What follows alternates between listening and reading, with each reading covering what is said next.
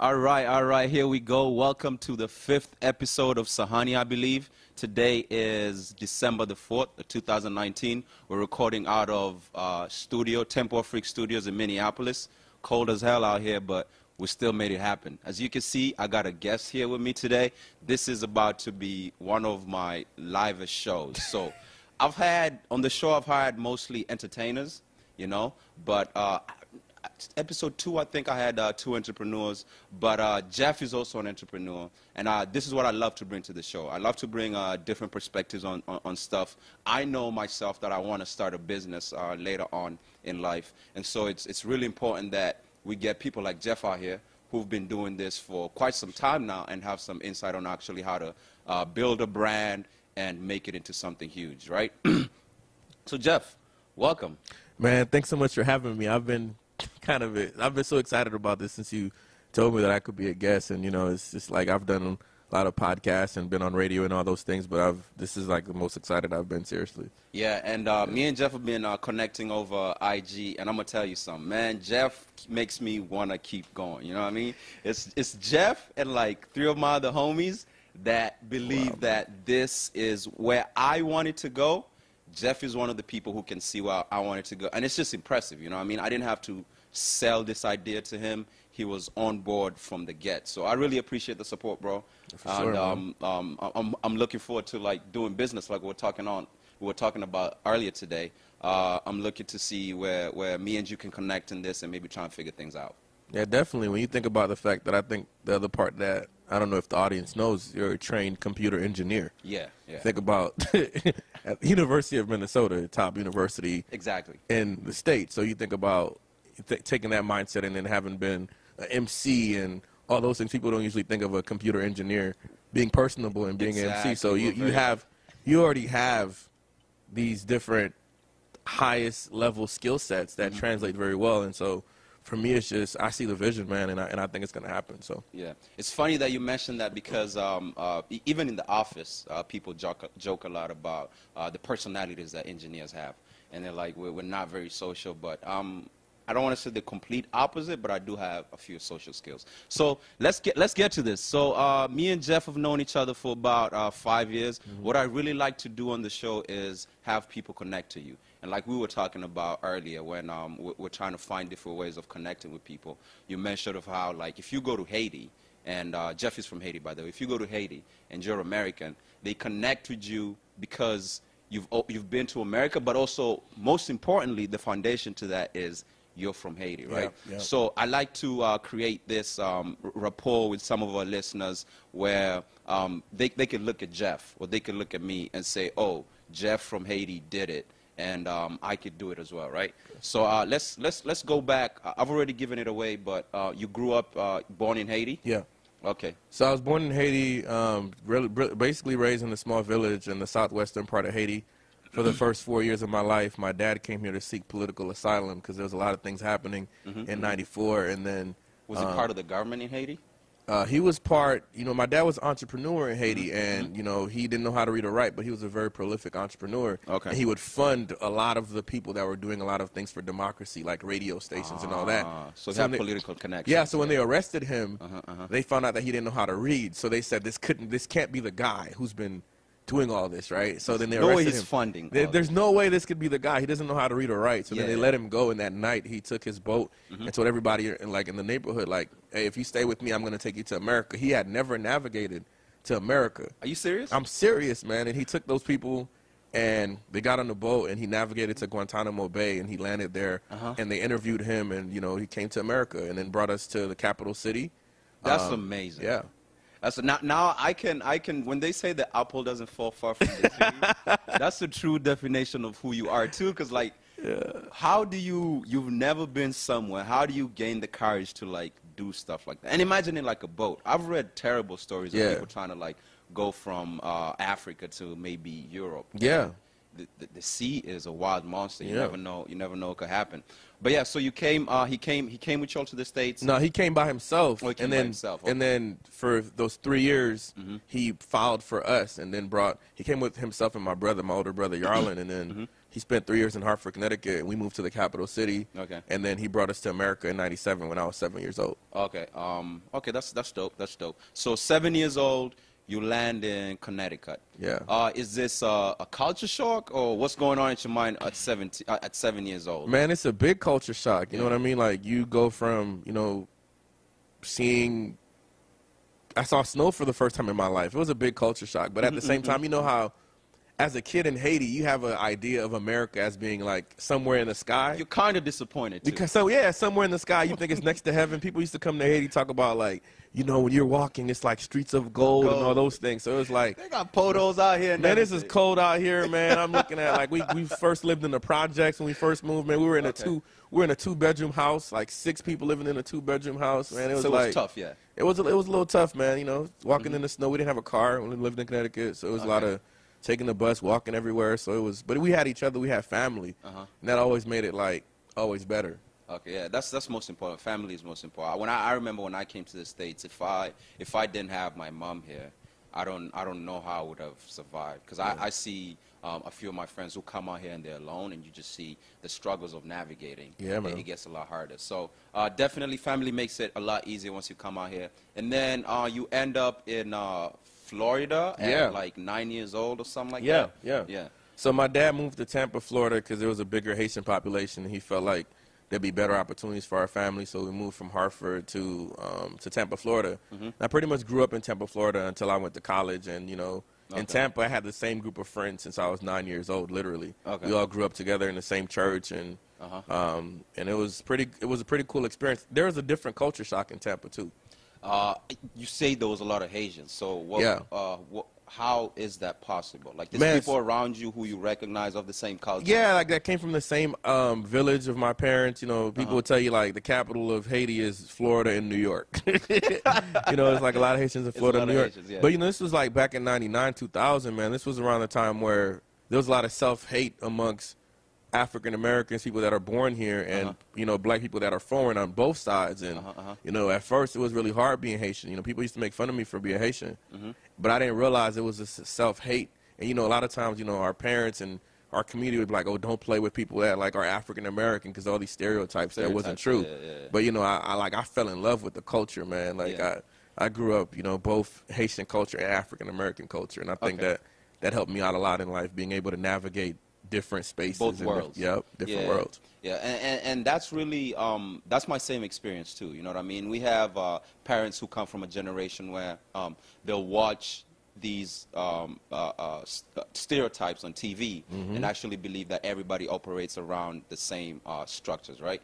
But you get to meet people who actually are from these cultures, you know what I mean? And you just connect with them on a personal level, and you're like, we good. You know what I mean? Exactly. Okay, yeah. So, where are we going with this? We're going Florida. You're in Florida, and then you end up in, I forget. Alabama for college. Alabama for college. And you're doing theology. Yeah, so, man, it's crazy, right? So I went to school for theology.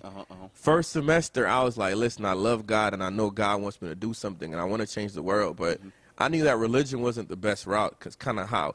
my school is a really great school, but I was learning more so, like, it wasn't as practical, man. I understood that, like, Was this a HBCU? Yeah, it was a HBCU called Aguy University. Aguy University, like, shout out to Aguy. I always wanted to know what the experience would be to go to a Man, it's love, man. Like, at Aguy was really what changed my life about everything, bro, because you saw black people from all over the diaspora, black people from the Caribbean, black people from America, black people from Africa. Man, there's even black people from Asia.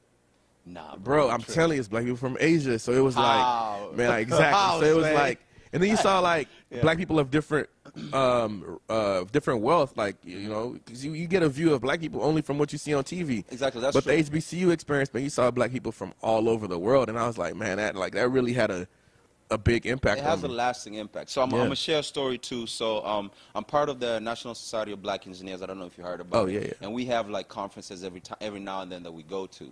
And bro, when I tell you, like, we will go to conferences, and it's like you see people like you. Yeah, man. And like we're all on the same, like we're doing it. You know what I mean? Yeah. And you see people getting awarded for all these sorts of things that they're doing.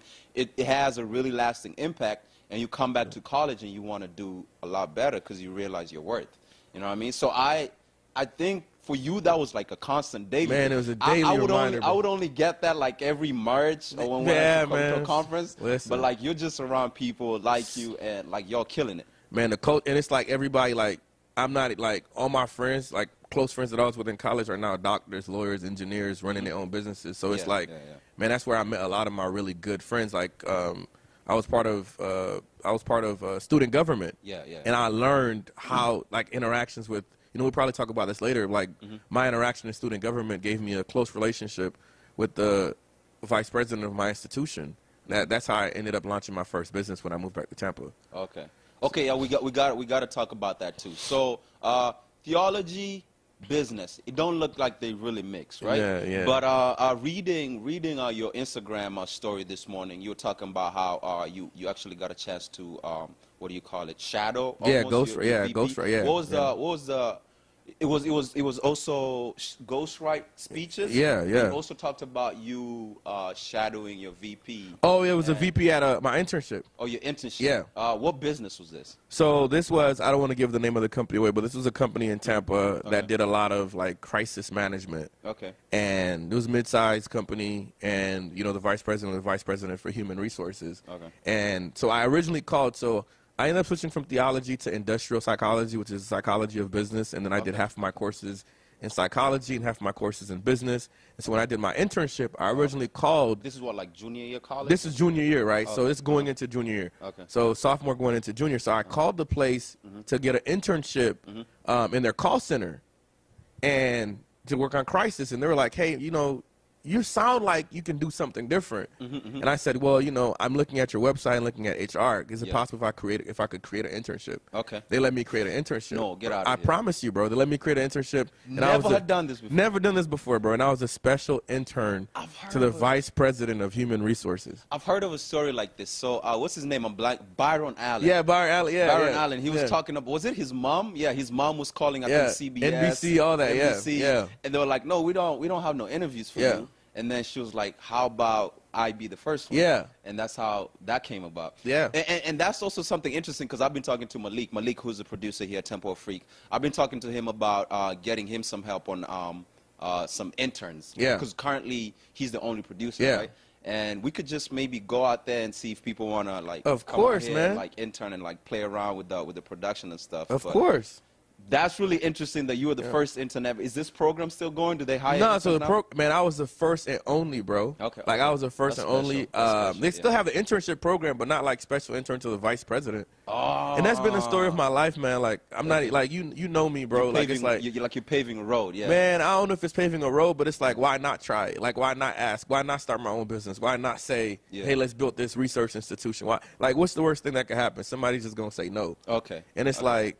It ended up giving me a really great opportunity. I ended up building the employee assistant program for the entire company. For the entire company. And then I sat on some interviews and I was like, hey, these are better ways we can ask questions for the interviewees. So I also help screen new questions to ask people that are being interviewed for jobs. That's kind of like what we did. Okay, yeah, because you did mention that too. You said it really gave you an insight on if you're ever to own your own company, you know who to hire. Yep, I know who to hire. That was much more important than maybe the money that you didn't receive. Bro, didn't receive a salary. Yeah. All passion. Or all passion. The best that I got a gift card at the end of it to go to a restaurant. Okay. But it was just, man, that learning. I'm a sophomore going into my junior year, man. I learned like. I was intern to the vice president. I got a chance to see how people get interviewed. Yeah. So what that also did was it made interviewing less scary for me because I knew what the other side looked like. Anticipate questions. Exactly. And I knew what they were looking for. And it wasn't like now like going to the dentist or something like that. It was like, they just want to get to know you. They just want to see if you're a good fit. I've been on the other side of the table. I've been on the other side of the table, man. So that gave me that opportunity early. That's what's up. Yeah. So I want to get a little bit into your student work and try to see how that, because I know you're also part of the NAACP here. Sure, right? yeah. I want to see what sort of influence, like you being part of the student body or governance at college. How much of an influence did that play into you actually wanting to be involved in community, like NAACP and stuff like that? Yeah. Man, for me, I think I've always been a community kind of a person. Like I grew up with my dad, man. My dad's always been. So my mom and my dad come from a village, and my dad didn't have anything. Okay. He basically became an entrepreneur, and he always felt like being involved in your community was a tax that God had for you being successful. Okay. So community and success were always intertwined. Go hand in hand. You can't, if your community can't vouch for you, then why are you even successful, right? And so that's kind of like, so I've always had like a deep sense of community. But when I was a student government, you know, we were doing stuff, man. We were doing stuff in 2011 and 2012 that people started doing after the tragic death of Trayvon Martin. Okay. So we were at a HBCU doing stuff like, we had a panel for the miseducation of the Negro, Carter G. Woodson. We would have like student. What was that name? Carter G. Woodson has his book called The Miseducation of the Negro, one of the most powerful books you can read about how sometimes when you're a black person who goes to a white institution or any institution in general, you have to be mindful that a lot of times you're not actually being educated, you're being miseducated. And a lot of times some of the most prominent. I got to read that. It's so good because I went to the U of M, and no shade, but it's the predominant whiteness. Because what happened is they're teaching you the supremacy of whiteness without you knowing. So then when you're going back to your community, instead of you, like basically what will happen, he gives the example of how a lot of times you'll go back into your community and you won't see your community as an asset, you'll see it as a liability. And you'll go in there thinking you're going to save the day. Is this some type of, oh no, I wanted to like relate it to Floyd, who's a lot of the times like he's distancing himself. Exactly. Well, it kind of talks about that a little bit. You know, OJ. Exactly. I'm not black, I'm OJ, because it's like they make you feel like, because when you're the only one in these white institutions, you oftentimes feel like you're special and you're different. So when you go back home, you think like, kind of looking at them like, exactly, like how I'm here to save the day and let me tell you how to do it. It's like, no, people know how to do their own stuff. You know what I mean? So it's kind of like, so that gave me this whole idea of, like, even with the NAACP, it came, I didn't look for it. I've never looked for opportunity. It's just, I've always just been in a space where I want to help. And people are saying, hey, can you help with this? And I'm like, sure, why not? And then that turns into a much bigger thing. That's really, my life has been this whole idea of serendipity, or, you know, I really imagine something and I ask God, like, you know, is this the purpose what you have for me? And then it just comes together in a way. So, you know, I had an opportunity with the NAACP to first come in as economic development. Was this after Trayvon? So with NAACP, this was after Jamar Clark was killed. So Jamar Clark was killed, and, you know, this was 2015. This was here in North Minneapolis. Bro, Jamar, when he was killed in North Minneapolis by the police officer who tried to, like, the ambulance came, and it was, bro, it was a big thing here, man. It was like, So this was before Philando. This was before Philando. I remember Philando. This was before Philando. This was like, it was crazy. So what happened to him?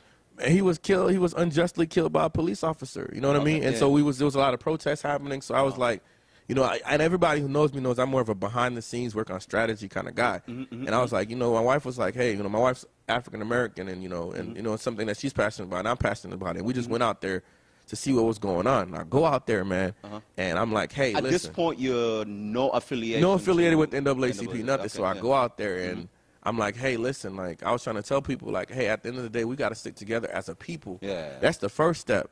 And somebody didn't like that and came up to me and tried to go off on me. And then this girl who I didn't know, who turned out to become the president of the NAACP, but that's different. Leslie came up to me and was like, hey, you know, you shouldn't treat him like that. And then she was like, hey, bro, you know, I get what you're saying, and it's right, and all that other stuff. And we became friends. So how am I understanding it is like you were She was in the NAACP and I wasn't. No, so when somebody came up with you, did they feel like you weren't part of the community? They felt like, you know, it's kind of like when you were a kid and you grew up and you from another country, and, you know, people felt like, hey, you don't relate to the struggle. But, you know, and I respect and understand that perspective, but I dealt with that my whole life. So I'm like, hey, man, listen, I'm part of the culture, whether you like it or not. We're going to be part of the culture together. It's like you part of my culture. So then she really stood up for me, and then so we got a chance to build a relationship. Nice. So when Jason Soul became the president of the NAACP, and Leslie became the vice president, she brought my name up to Jason Soul for economic development chair, and he had me do a resume. I sent it in, and me and Jason are so close now.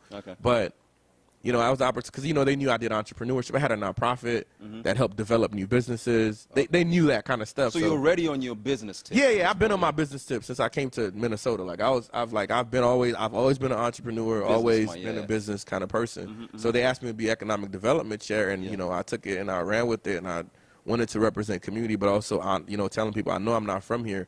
I'm willing to learn. Okay. And it was always helpful to be mindful of what I don't bring to the table, but to know what I do really well. Oh, yeah, exactly. To know what I do, to be self-aware. Okay. Yeah. Okay, that's what's up. That's great. So you have that run with NAACP. I want to get a little bit into your businesses now that you run, right? So what was, if I remember well, you talked about how terribly you failed at. No, actually you did really well, but your very first business. Yeah, so man, my very first bro, I was 21 years old. Yeah. I started a business, so backtrack really. I created a plan to start the first student-led research program at my university. First student-led. First research, so my institution was trying to change from being a teaching institution to being a research institution. And I submitted a proposal to Vice President. Her name is Dr. Prudence Pollard. You've been listen, man, listen. I said, listen, I think I want to submit this proposal. I don't even think I know how to write a proposal. Bruh, listen, man. I said, listen, I think we could do this research program. It should be, you know, she had this research. She had this survey called Life Core. And I was like, I think we can turn this into a research program. I submitted the proposal to her. Yeah. She took it and presented it to the board, bro. Okay. I'm in college. Was that good? Yeah. I mean, I don't know what it was. If it was God, she just really believed in me. Okay. And that my story is really people that really believed in me, bro. And the board said, hey, you can't call it an institution. Okay. Pause for a second. Not to cut you with your. We'll come back to that. Yeah. But do you believe that's why you also can see the vision in other people, because a lot of people have seen the vision that you're seeing? Does that? I think. I don't know if it's the chicken or the egg, but when I was a kid, I was a weird kid at 4 or 5 years. People didn't want to play with me. Yeah. So my mom, yeah, for real, bro. So my mom always believed in me. Yeah. And my brother always believed in me. And then for some reason, bro, when I got to like middle school, bro, you were the guy. People just started effing with me, to be honest. So it was just like, oh, man, but it learned. Yeah. I never thought when I was a kid, like small, like I had a lot of self-hate. And I didn't think I was attractive, so I learned how to talk really well. So you smooth. So, I mean, I don't know if I'm smooth or whatever, but you know what I'm saying? I don't know if that's what they say. If that's what they say, but you gotta make up for it somehow, man. You gotta but hey, man, I got really cute, like for real, like 7th grade. I'm not even gonna lie to you, bro. So they did like. I had both at that time. I had both. You know what I'm saying? So I just felt like the glow up was real. The glow up was real, but no, for real though. Like I feel like people do believe him. I don't know why that's the case, man. Like, there's always been at least one person who believed in me. Okay. But I really believe in what I'm trying to do for real, too, though. It's kind of like, it's kind of like one of those things where it's like, I think with a lot of people, it's like, man, if he really believe in that, what if he's right? What if it's right? Yeah. You know what I'm saying? So it might be that, and then they believe in me, and I see people, man.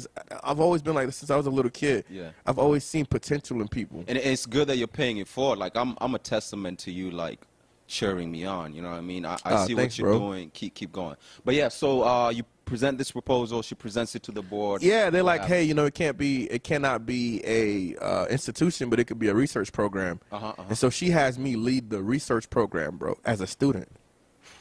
Imagine that. I'm a student leading a research program at a major institution. So that gave me the confidence. I started understanding that, hey, you know, there's gaps in what universities need. So I created a strategic plan. Because you can almost going against like big institutions like that. You could fall into the fallacy of believing they're already established. They must be. They've been practicing this for so many years. They're perfect. There's no loopholes. You know what I mean? Yeah, nah, bro. I seen a salute. I said, oh. Strategic planning is focusing on the university in general, but I realize the students are the biggest asset and they're the biggest marketers. There isn't strategic planning that's focused specifically on the student experience. So I was like, hey, this is a business opportunity. So I wrote a proposal in one of my classes. One of my classes was industrial organizational psychology with Dr. Weems. Okay. And the project was to create your own business. And I took that thing and ran with it. People were playing around like they're creating this whole project. Listen, man.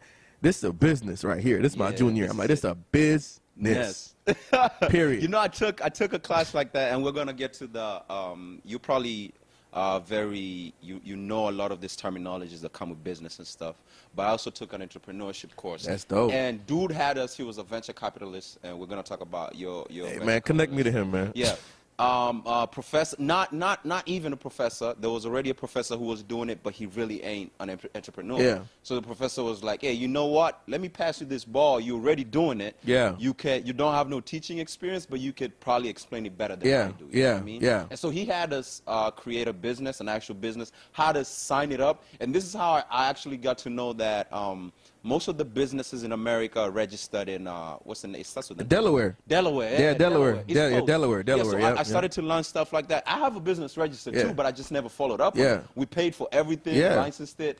But you're saying you took this serious. Man, like I took it serious, bro. I said, man, it's like where I'm from, man, like I was talking to my friend earlier today, bro. I'm trying not to get emotional. It's like, bro, where we from, bro, we're from the bottom, fam. So it's like, if you're trying to get to the top, I can't take the same route everybody else is taking. I gotta, what's the best? I could bet on myself. I could trust entrepreneurship. I seen my dad do it. My dad didn't know how to read or write. I seen him start a shipping company. I'm 2-3 years old. My dad is that guy in our village. He has 3 or 4 boats. Can't read, can't write. He's that guy through business and entrepreneurship.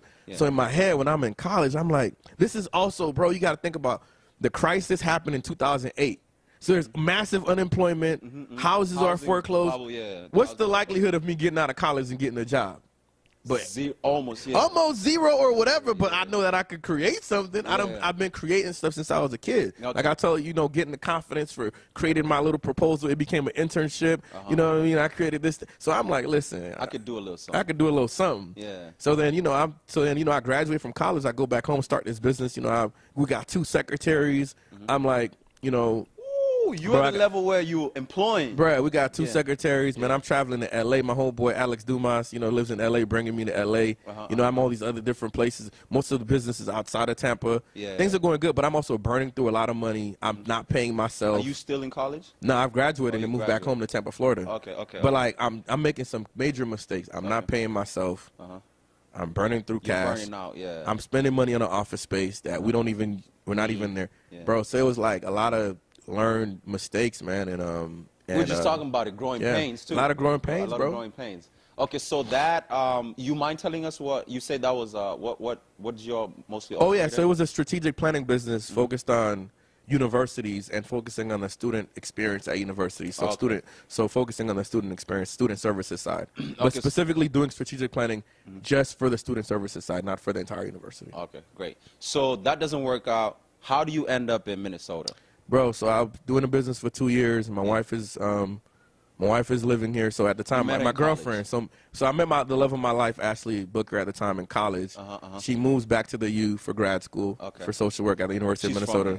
Yeah, she grew up here. I moved back home, start the business. It's 2 years. It's long distance, bro. I'm working 60, 70 hours a week. I'm traveling all the time. I'm involved in my church. I start realizing I'm becoming someone who I don't want to be because I'm under so much stress and all these things, depression. It's like, bro, when you first start out your first business, it's hard. It's very few people to talk to. I don't know any business owners. I'm part of the Chamber of Commerce, but all these people don't identify with me. You know what I'm saying? Like Chamber of Commerce. So Chamber of Commerce is basically this this organization in Tampa and in everywhere. They have one here where all these business leaders are a part of, and basically it helps to push business forward. Okay.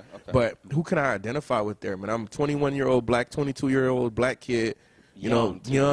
I'm always the youngest person or the only black person. There's really nobody to talk. I'm learning all these mistakes on my own. And I'm stressed. I'm going through depression. I'm going through all these things. And it was like that point where I either moved to Minnesota and marry this girl who's in grad school or our relationship probably has to end. And like, man, I love that girl, man. So I moved here. I ain't had nothing. I moved here, only knew her and her parents. And moved here 2014. Yeah, 2014, and then we link up in church. Yeah, we link up in church and all that. But I came here with nothing. I didn't have a thing, bro. Yeah. I didn't have a job ready. I didn't have a thing. That's what I'm saying. That takes balls. But like, I'm gonna tell you something about like how I see you, bro. Like you can. Even just hearing your story, it's almost like you're always making something out of nothing. You know what I mean? Yeah, because great motivational speaker too. You've spoken in church a lot of times. You know how to speak and motivate people. You're doing your thing in business now. And so how long after you moved to Minnesota 2014 do you really start like getting traction as far as a business? and making all these other business connections? I would say, in Minnesota or just in general. In let's just say Minnesota. You only know Ashley and her parents. Yeah. The world now is almost like a village. You know what I mean? Yeah. You can still have connections in town and try to make it work. Yeah. But in Minnesota, how after how long do you start getting traction? You're starting to see, I'm actually making connections in Minnesota. Man, I just want to give a shout out to my wife, man. Shout out to black women always pushing black men that don't get all the credit that they deserve. My wife, man, made sure that, like, she made sure people got to know me. Like, even with church, she was like, hey, you know, if y'all looking for a speaker, my husband was a youth leader. This the guy. Like, that's how I got an opportunity to first speak. When people heard me speak, they was like, yo, this guy different. I'm giving it, like, real. I'm like, that's why I didn't want to be a pastor. I'm keeping it 100. Yeah. You know what I mean? Like, from that, like, people from the church, you know, Angela gave me an opportunity to be like, hey, you know, I'm a manager at Wells Fargo. Do you want to be there? You know, I went there for a little bit, but I was like, nah, this ain't, you know, I'm an entrepreneur. Like, this. So people started to get some about y'all that a lot of people say that you can't really box. Yeah, it's like I couldn't box myself in. So it's like, I would say 2016. We started this nonprofit called Let's Bridge the Gap. And, you know, and it was business development. Because, you know, I knew my experience of being a business owner and the struggles that I had, so I didn't want nobody to go through that. But then I realized, man, a nonprofit ain't the best route to go. But what I will say is, so a lot of my friends who I wrote and helped write their recommendations. Yeah, like write their personal statements to get into law school, grad school, and business school. They graduated, and they got like some high-level positions. They started hitting me up, hey, Jeff, we need some coaching. So you know. Yeah, so like they started hooking me up with people across the country. So I came to Minnesota, like, I'm 25, 24 years old. Like, I know what I'm doing. Like, I done been through, you know, a lot of the stuff that people don't go through till they're 40. So God just, it really was organic, man. Like, people would get a chance to know me, and they'd be like, oh, we want to connect you with this person. We want to connect you with that person. We want to connect you with that. And it's like, man, now, you know, a lot of times people will say, man, we look at your network, and it's like, it's really your network is your network. And I'm like, man, I ain't have a strategy. I just knew, listen, man, I want to help people. I know business. I know strategy. I want to give back. And it just so happened that over time, like, you know, people know me. So let's bridge the gap. Let's BTG. Can I say, is this like a branding or consulting type business? So it was a nonprofit that, like, literally helped launch new businesses. So if you wanted to launch a new business, people would come to me. I took a year. I told my wife, I want to do this for free. I don't want to get paid a salary. I want to do $0. I just want to do this for free. And we were able to develop more businesses than, I would say, a lot of the business development nonprofits here. Yeah, because I had a theory that a lot of these nonprofits around here, not to throw shade at anybody, but I thought they could do better. And I wanted to show that without any money, I could help launch more businesses. So I'm sorry to, like, no, you get personal. You get personal. So how are you surviving? Man, listen, man, let me tell you. When I first got married, I got married in 2015. My wife was making $41,000 a year. We were living off of $41,000 a year, and my executive coaching when I'm making these big contracts and traveling from here and there. But for the most part, inconsistently, we're living off of less than $60,000 a year. Off of, you know, just me, her. We had a little apartment in Bloomington. Made it work. We ain't had no furniture for real. But, you know, everybody still came through to the crib, though. Like, it just made you realize, man, listen, bro. Like I said, I'm from Haiti, man. We don't have nothing, like, when you from the bottom, everywhere you at is already the top. Yeah, some stuff don't phase you. Bruh, so it's like I was able to do so much stuff for free for people that now when I start, I could charge premiums. Like, I was traveling the country, talking to high school students about business. And I was like, hey, bro, just pay my ticket. You don't even got to, you know, ET getting paid $50, $60, $75,000 just to speak, bro. And I was like, listen, just man. Pay my ticket, I was like, just pay my ticket. Accommodation, I'll come through, man. Like, and I got a chance to change the lives of so many young people, but they got a chance to change me because I got a chance to see what the future looked like. So in business, if you look at business now, everybody's worried about Gen Z and what Gen Z wants. You already have a insight on that. I know all the stuff that they want. I've interacted with them. So it's like, hey, man, what's that for me? It's like I did all this stuff for free, so now I can charge people a premium. That's what's But yeah, bro, it was. I'm not gonna lie, it was tough for my wife. Like, going back to black women. But my wife is a rider, bro. She always like, listen. I remember when I told her, we was in the middle, like I worked at Wells Fargo just for a little bit, and we was getting ready to get married, and we paying for the wedding, and I was like, babe, I want to leave this job. She's like, do it. Hey, she said, do it? She said, I said, to babe, say, nah, listen, bro, like, I said, babe, you know, I said, because my goal is by the time I'm 40, by the time I'm 44, to be a billionaire. Okay. I want to be the first, I'm not, you want to be first Haitian billionaire. Okay. And, you know, that's the goal, and it's going to happen. Yeah. But for me, it's been, I told her, I said, babe, I don't know what stuff I'm doing. I don't know where I'm going. I've never seen this happen before. And I said, you know, it's possible that on this journey that I could end up being broke and we could have nothing. She said, a man like you, we already have everything. She said that to me, and it's like, bro, she believed in your boy. Ashley. Shout out to Ashley, bro. She believed in.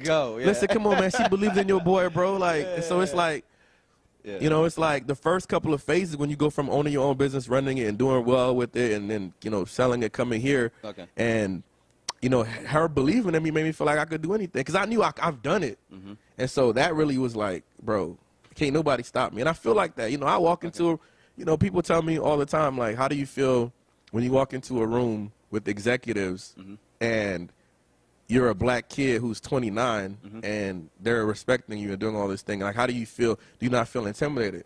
I tell them all the time, well, to be honest with you, the pressure's not on me. I'm playing with house money. They should feel intimidated. Think about it, bro. You've done all this your whole life. For the most part, have had all this privilege. I ain't had nothing, and we're still at the same table. So who should be really intimidated? So for me, that's just my mind. I just always been like, hey, man, listen, bro, let's go. Okay. So let's get a little technical, because I'm a little lost as far as non-profit and whatever you're doing right now. Yeah. So what's the difference? Do they have a term for what you're doing? Yeah. So profit and we did the So with Lesbridge the Gap, we did that for a year and a half. So how do nonprofits work? Where are you getting your funds? So nonprofits work. So there's a difference between so the company that I'm a co-founder of with Jonathan Banks right now, called NCXT, is a design and technology launch. We are completely for-profit. So basically, a nonprofit just means that. So in a regular business. There's so many different types of businesses, if we could talk about that, but I'll just make it simple. So in a nonprofit, no matter how much money you make, whatever you have left as profit, you have to reinvest into the company. Oh, okay. Whereas, and it's for a charitable reason. So you have, it's not your goal, your number one goal is not to make money. Okay. Whereas a business that's a for-profit, no matter how it's organized, the definition of business is services and goods for a profit. So in a business, after you've paid all your bills, all your workers, everybody else, whatever that's left of that profit, it gets split amongst the owners or the shareholders, and you can pocket it. That's how you make so much money. Because you're making a profit and you're pocketing the percentage of that profit. So with with Lesbridge the Gap, I just wanted to help launch businesses. Okay, so this money going back, does it go back? I'm assuming, I'm not really business knowledgeable, but it's going to marketing. It's going back to you're putting back into the company. So it's going back to paying staff and making sure that you're meeting the needs of whatever you say that you're doing. But usually nonprofits don't even have a profit to put back into the company. So I recognize a nonprofit is not the best way to help for real. Like doing it for a year and a half, we have successful companies like you see, like, I'm not giving people's business names because I just, like, if I work with somebody, if I didn't talk to them about it before, I'm not going to share their business name. But it's some really profitable. It's some really profitable MFers that we help launch with Lesbridge the Gap. That now, like, hey, we get to work with. You know what I'm saying? So let's talk now about some stuff that this is actually an area that I'm comfortable in. So just reading your, it's pronounced Next? Or? Yeah, Next. It's spelled NCXT, but it's pronounced Next. Next. Okay. Is that just like a swaggy way of doing? So our CEO and our co-founder Jonathan is a technologist, and he's worked in technology and customer experience for the past 15 years. So the CX is a known thing for customer experience within that field. Okay. But it's pronounced Next. Smart. Yeah. Okay, so what are you guys doing with Next? So Next I think I saw some stuff about digital currencies. Oh, yeah, well, so Next is a organization and product launch company. So we help mid to large size businesses as well as entrepreneurs launch new products, and or if they're launching a new business as part of their if they're launching a new business. Like, let's say, for example, Target wants to launch a new brand or things like that, just using that as an example. So these are, as opposed to the other ones where you're actually growing them from the ground. Yeah. These are established business, maybe just looking to a new product, or it's like a new area of business that they might not be very familiar with. Yeah, but we're also open to helping launch a business from the ground. It's just our prices are expensive, so sometimes the entrepreneur can't afford that. Okay. But we've made a loophole with that. So a lot of times, so right now we're working with a company that we're helping launch a fintech application, where as part of our launching it, we get a small percentage of the company. We get a stake in the company. Oh, that's what's up. So that's been pretty dope. Okay, that's what's up. So this is just now for my own purposes. I wish we had an interactive audience that maybe could send in questions and stuff like that. Sure. But maybe just to ask questions like, when you start looking at, and you told me that you want to go into venture capital, right? Yeah. So you start getting into areas such as like an angel investor. Yeah. There's also venture capital, Yeah. venture capitalists. What it defines some of these things that I'm saying, like who's an angel investor? Definitely, I got you. So my goal next year is to start fundraising by fall of 2019 to begin fundraising for a $50 million fund, which I think fall of 2019. This is fall of 2019. It's fall of 2020. I'm sorry. Fall of 2020. Fall of 2020 to, you know, it's going to probably take 18 months to 24 months to raise $50 million to begin that fund. But, you know, speaking of angels, so angel investors are really just individual donors who are wealthy or who have, like, there's a actual definition where you have to make a certain amount of money per year. Your household has to make a certain per year to be called a official angel investor with the respective state. But angel investors are basically individual people who are wealthy who invest into companies, early stage startups at a small amount, so like $20,000. And within the Twin Cities, it's like $10,000, $20,000, $30,000, $40,000. But on the East and West Coast, angel investors are probably like $200,000, $300,000, $400,000. Okay. Because they're looking to get some profit from it. So yeah, so basically, angel investor is a wealthy person who's investing into individual business, and they're looking to get a return on their investment. When the company grows and becomes a lot bigger, they're looking for an exit. Are they looking for stake or not? So, or it depends on whatever terms you agree with. Yeah, it depends on whatever terms you agree in, but like really they're owning equity in the company. Okay. So equity in the company means you're owning a percentage of the company. Like you have equity in it. So so when the company grows and becomes bigger, let's say I invest $20,000 into your company for 1% of it. Okay. And the value of your company right now is, let's say I invest $20,000. Let's say you have a company that's worth $100,000 right now. Okay. And I say I'm going to invest $20,000 into your company, which is a fifth, right? Yeah, a fifth of my worth. Yeah. Of your worth, which is 20% of it. Okay. Right? And now I've invested $20,000 into your company. Okay. And now I own 20% of your company. I'm just using this example. Yeah. At a valuation of $120,000. Okay. Now let's say your company grows to $10 million. I still own 20% of it. But it's more than the 20. So now I own 20% of 10 million. Oh, okay. And 20% of 10 million is 2 million. Yeah. So now I went from investing $20,000 into your company to now making $2 million. Yeah. Because your company was successful. It's risky, but imagine I could put 20,000 and come out with like 2 million. Yeah. 2 million. So that's like an angel investor. So it's a small investment. How does it differ from venture capital? So venture capital is in the same breath as it relates. It's an investment vehicle that you're investing into businesses, into new businesses, into entrepreneurs. So venture capitalists tend to invest a lot more into companies at different stages. So there's a couple of stages for companies. So there's the pre-seed stage where basically you're just thinking about it. It's just an idea. I love that you're talking about this because this was my next the stages okay, of got fundraising. Yeah. So there's like the pre-seed stage where basically you're just a company, you have an idea, you're getting money from different people. So like the friends and family round. So you'll go to friends and family and you'll say, hey, I have this idea, I have this business. Let's put some money together. Let's put some money together, put it into it, right? So there's like, usually those are like safe agreements, something that's called a safe agreement that you do. Yeah. Then there's the seed stage, which is now where you're looking for angel investors, where it's a company has started, it's going pretty good, but you know, it's still growing. You're still in the growth stage, still pretty early. It might just be you and your co-founder. Yeah. It might be you and your co-founder. You don't have any employees or whatever. Now you're looking for a seed stage. Basically, you're looking for angel investors to, you know, put small sums in it. Okay. As your company grows, now you're looking at Series A. Series A. So they do the series alphabetically based off of the growth of it. So you're looking at Series A. What letter does it get to? D? It can get to however far. Are you serious? Yeah. Okay. But usually it gets to, like, you know, D, E is probably like the last kind of stages. Then you're probably going into IPO and all that other stuff.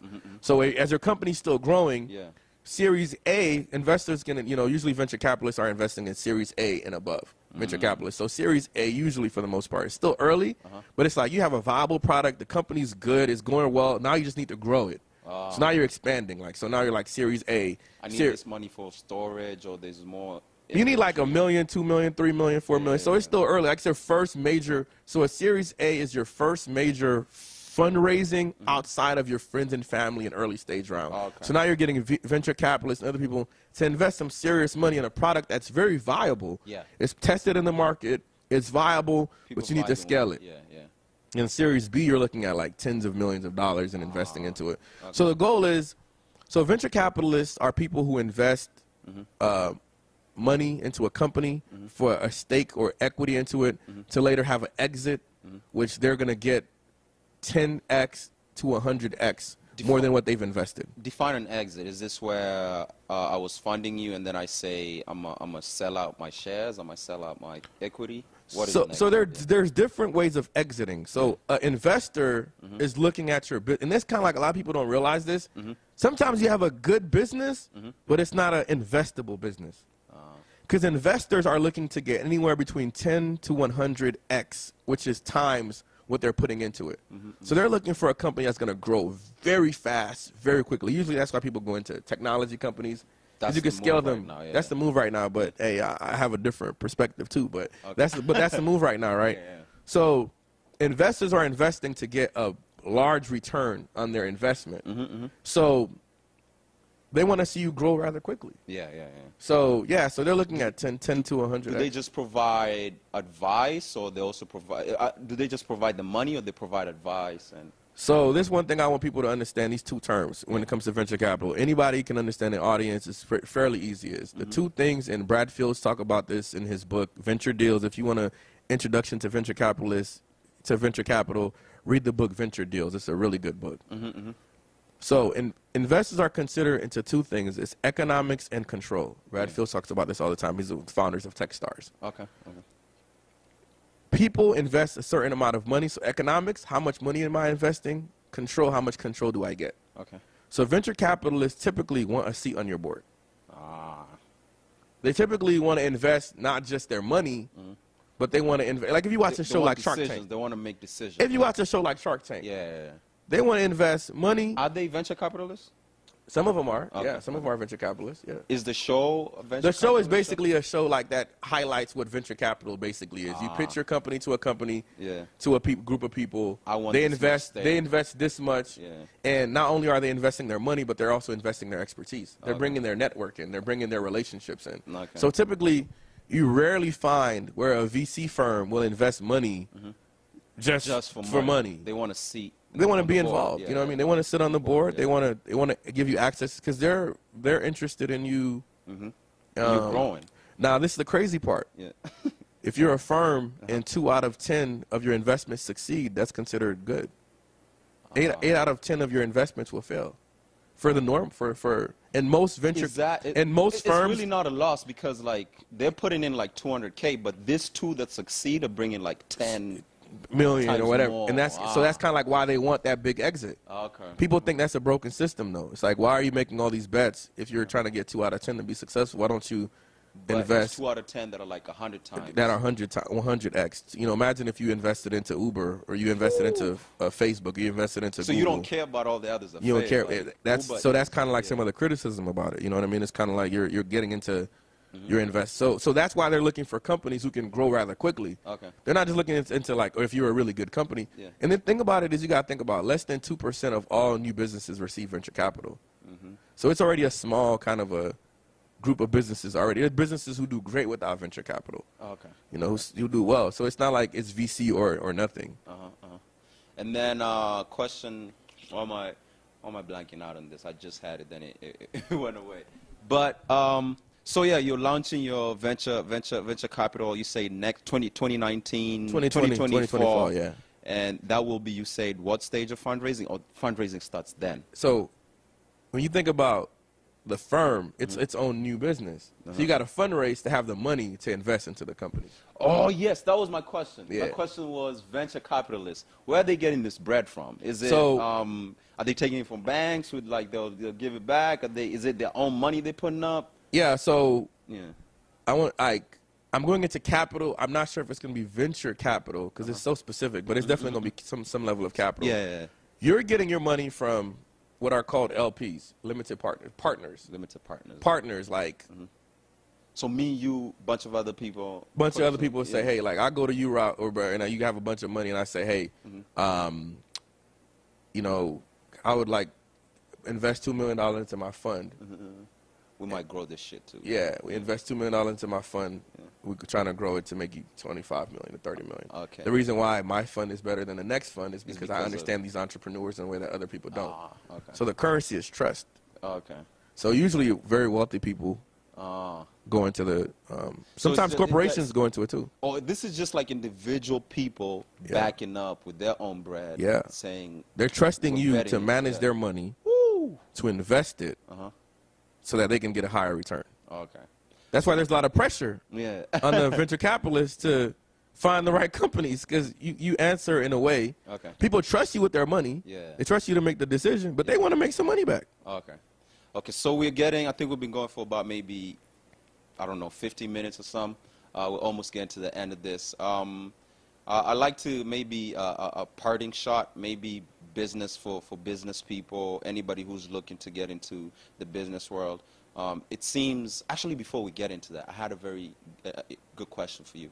So what do you think of particularly social media now is making business better, right, in some aspects, but I want to play devil's advocate here for a little bit and look at how much self is in, for Instagram, for instance. Yeah. It's people saying, oh, here's a new product that I came up with. Go check this out.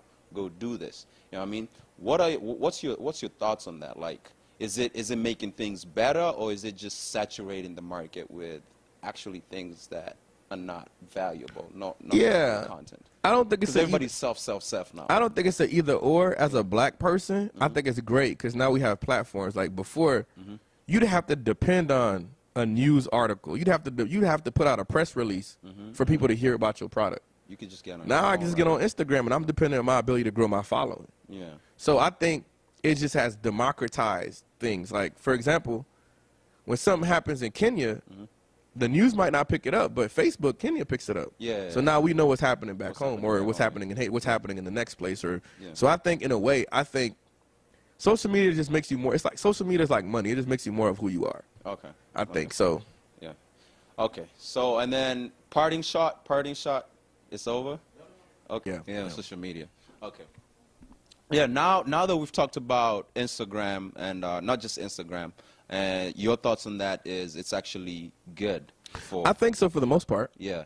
Okay. So that's. I was actually just playing devil's advocate, but I also think that the market is flooded with people who are asking a lot, and not giving as much. Yeah. Yeah. That's my personal take on that. But we've been going here for about 50. I like to keep it short for our viewers, you know what I mean? But maybe a parting shot for anybody who's trying to get into business. Not necessarily business, but that's really why I brought you out here as an entrepreneur. But you could talk about anything in general, bro. I mean, for me, I just want people to know that, like, you could always do a side hustle. That could become your main business. I think the future is changing very quickly, and technology is making the world different. There's a lot of jobs that are going to go.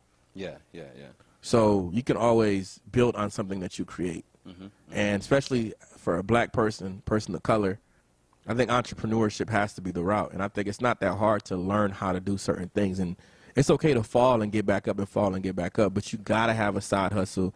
you got to have multiple streams of income, multiple streams of revenue. You know, you got to have a job where, you know, you can't be fired.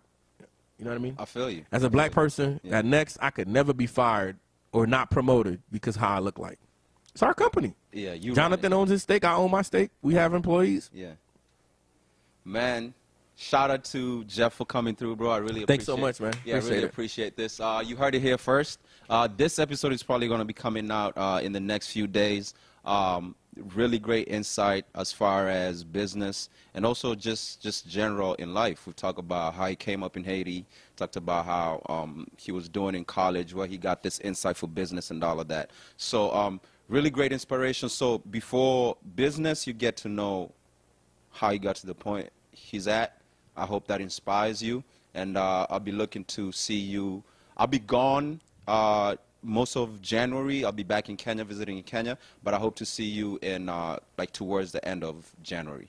So peace out. This has been Sahani. I'm your guest, Oko. Jeff in the building. See you in February.